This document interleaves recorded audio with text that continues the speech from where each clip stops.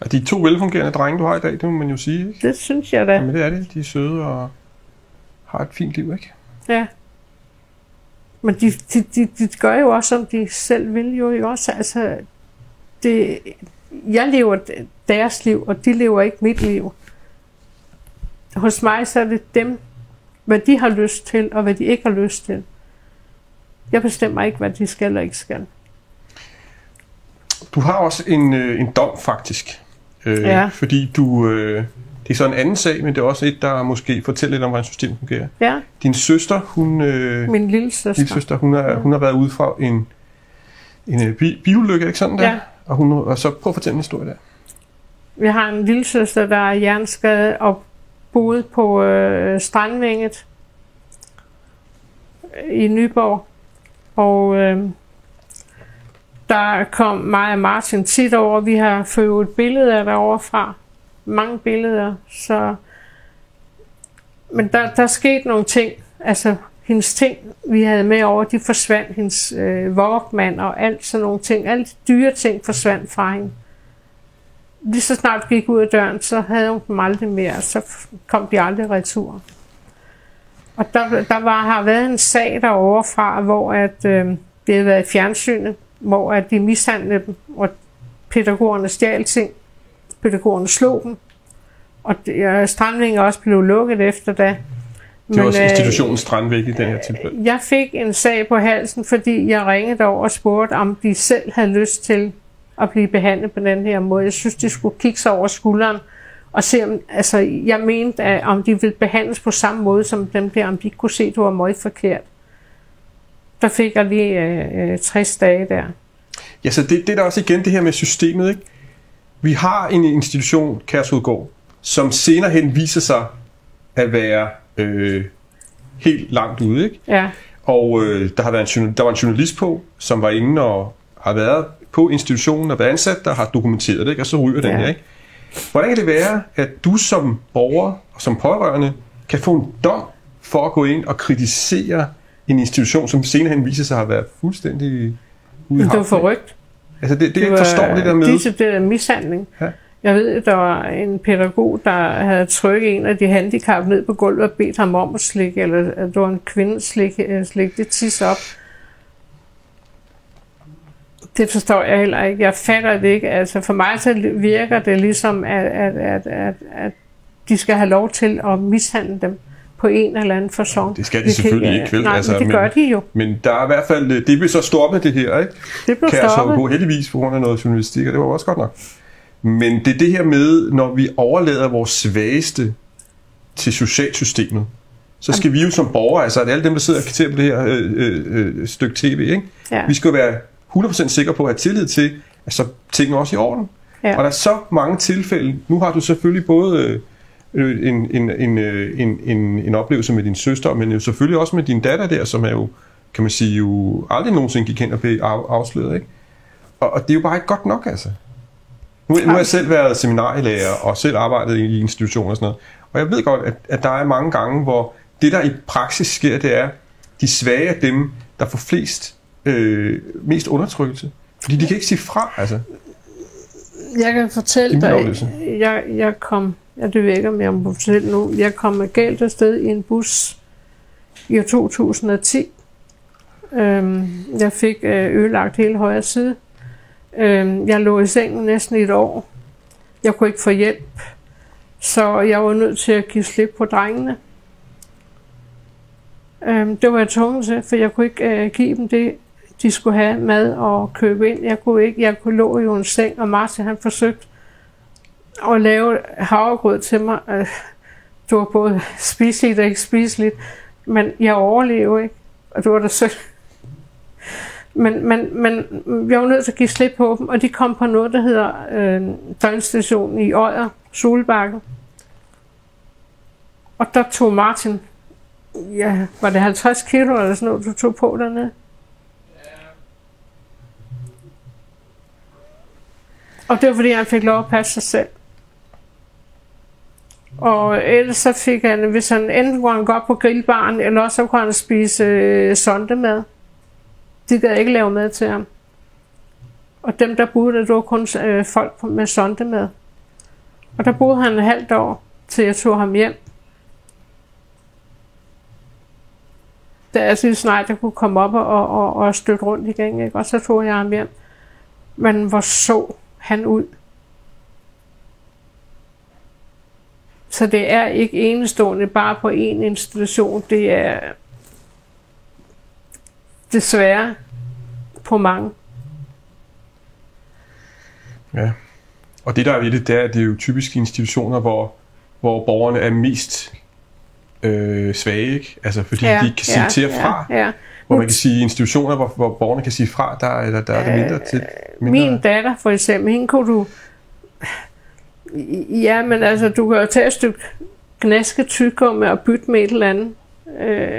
Hun tog sgu imod det og bytte det. Altså, så elendigt var hun jo, altså, hvad skal man sige, syg var hun, altså, at hun ikke forstod det der. Så jeg forstår ikke, pædagogerne kunne lade hende blive misbrugt så meget. Hun havde sin terrassedør, der gik de ud af indmændene. Det var en stor svingdør. Det var det, du oplevede der, du var? Ja.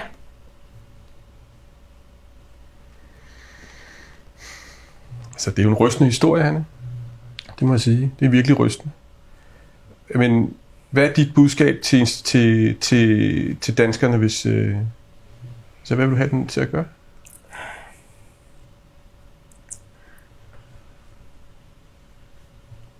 Jeg har forsøgt at bede, også det gør jeg også på Facebook, kom ud og hjælpe os med at råbe op. At vi vil ikke finde os i det mere. Vi vil behandle som mennesker. Os, der har handicappet og vil gøre en masse godt for dem, som de har krav på at få. De har ret til at blive behandlet ordentligt. Det er vores pligt. Det er vores pligt, hvis vi får børn, at vi skal regne med, at det ikke er alle, der kan klare sig, når de er 18. Men det var så vores pligt, inden vi laver vores børn, at vi tænker os om, at vi risikerer at have dem i livstid. Og så er det vores pligt at sørge for, at de smiler, når de går i seng, og de smiler, når de går op, og de får lov at opleve noget. Og Martin, for eksempel, ikke også, han var fyldt med bæg over det hele, fordi han aldrig blev vasket dernede. Der var ingen, der hjalp ham. Eller sagde til ham, nu skal du gå i bad, det skal jeg engang, men sige, nu skal du altså lige smutte ud, ikke også? Og det er min pligt at sørge for, at han gør det, fordi at han har det jo godt bagefter, når han er ren og pæn. Det er min pligt, og jeg nyder at se min søn være glad. Det gør jeg. Ja. Men det bliver en kamp. Det har været en kamp lige siden med Tina mod systemet. For systemet, de bliver ved med at dække over det ved at holde mig nede. Og det gør de ved at true mig konstant. Jeg skal ikke komme frem og spørge om noget, eller søge om noget. Så får jeg lige en trussel tilbage. Hvad er det for nogle trusler, du snakker om der? Ja, jamen trusler, det er, at nu Martin, han skal anbringes, så han skal anbringes. Hvorfor skal han anbringes? Hvorhen? Hvor vi anbringer ham hen? Hvor hører han hjemme hen? Det er usynlige pres. Han er sgu nogle gange klogere end de mennesker, de sender ud, der skal snakke med Martin. Martin ved mange gange mere. Han sidder og spiller computer nu ja, men det er ikke det. Sig, men han prøv at lave for eksempel, prøv at tage en test med for eksempel, hvem vil være millionær. Jamen han kunne have kørt dem alle sammen igen. Hvor vil det anbringe ham hen? Ja, så jeg vil sige, jeg har selv som også oplevet systemets pres, ikke? Så jeg ved, at det er rigtigt, det eksisterer. Altså, når de har fået øje på en, så ved jeg ikke, hvordan de skriver det i deres små databaser, eller hvad de gør, ikke? Hvor det er henne, men pludselig så er man bare upopulær, ikke? Og kan ikke fuldstændig, ja. Og det er de der kvævlanter og de problematiske typer, de gerne vil have.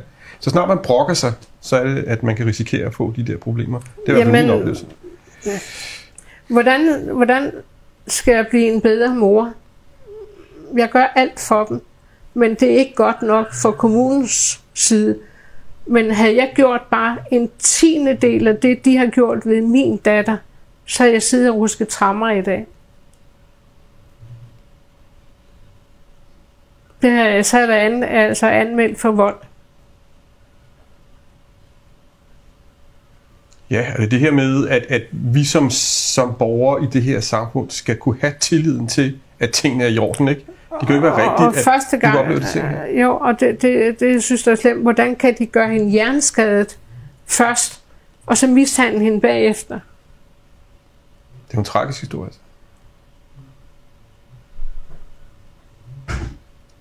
Jeg ved, at der er mange, der har sagt, at det meste af Nykøbing Mors mænd har været i seng med Tina.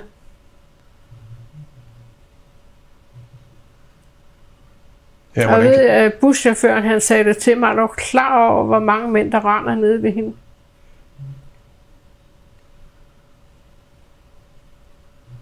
En handicappet pige, der ikke selv har muligheden for at sige til herfra. Nej. Jeg ved, at Tina, hun byttede sin, jeg ved ikke, om det var hendes, jeg tror, det var en Walkman, hun lige havde fået dengang, der var det moderne med Walkman, for en farve blyant, der var knækket. Ja. Og hun måtte gerne have kærester, og det havde Tina også. Men det skulle jo være hendes niveau. Det skulle jo ikke være en mænd, der er 60 år eller sådan noget. Jamen, det er jo svin for at sige det rent ud, ikke? Nogle gange så fortryder jeg ikke at handle anderledes. Man gør så godt, man kan, ikke? Er det jo det? Jo, men hele vores liv, det er jo ødelagt. Det er til jul, det er til påske, det er til pinse, det er til fødselsdag. Du kommer aldrig af med det. Du kommer ikke af med det. Jeg kan ikke få et hjem op stå mere. Vi havde jordens pragtfuldeste hus. Jeg har ingenting.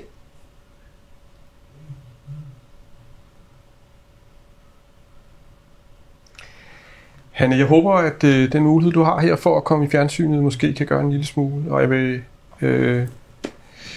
sige, at alle, der har lyst til at hjælpe dig, kan jo gøre det ved at dele den her video, støtte op omkring din sag i det hele taget, give danskerne en forståelse for, hvad der foregår, ikke? Fordi desværre er det her jo ikke et enestående tilfælde. Der er flere gange, hvor tingene er gået galt, og hvis vi skal have et samfund, hvor vi kan være trygge ved at aflevere vores unger og vores handicappede til det, men så skal tingene være i orden.